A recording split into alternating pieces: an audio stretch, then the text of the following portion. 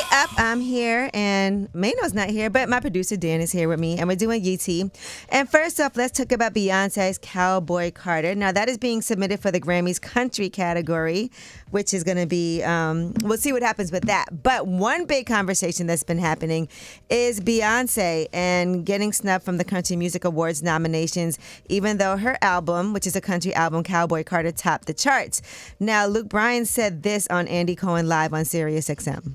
Just because she made one, a lot of great music's overlooked. Sometimes you don't get nominated. Everybody loved that Beyonce made a country album. Yeah. But if you're going to make country albums, come into our world and be country with us a little bit. All right, so that was his point about Beyonce not coming out and high-fiving everybody. Dan, what are your thoughts? Because I know we were talking behind the scenes. Yeah, I think that's really interesting because she did not start in country. If she started in country and was like never going to all the award shows and stuff like that, I would kind of disagree with him, but I think he does kind of have a fair point.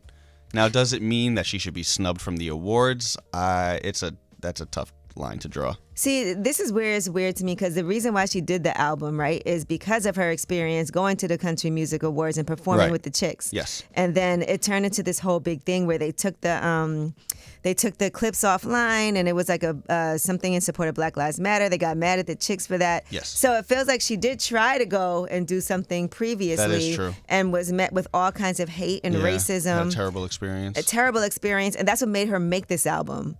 So to me, it's kind of like I'm going to do what I want to do and be in a genre that Black people have always been in. But,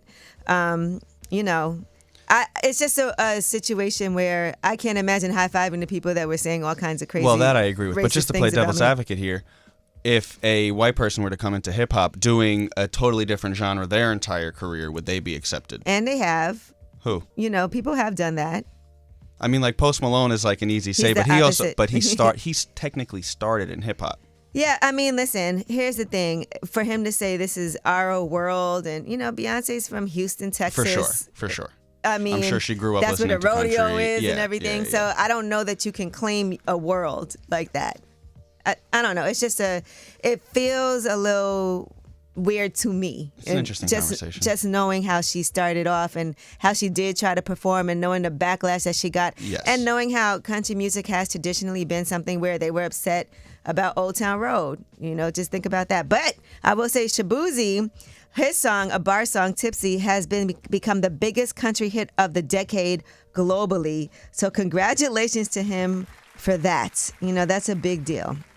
All right, well, that is your YT. And when we come back, we have About Last Night. That's where we discuss what we did last night. I guess you and I can talk about Love is Blind a little bit here because that's what I was doing yesterday. It's Way Up with Angela Yee. About Last Night is next. And this is where we belong, too, in Paris. They don't own that world either. It's Way Up.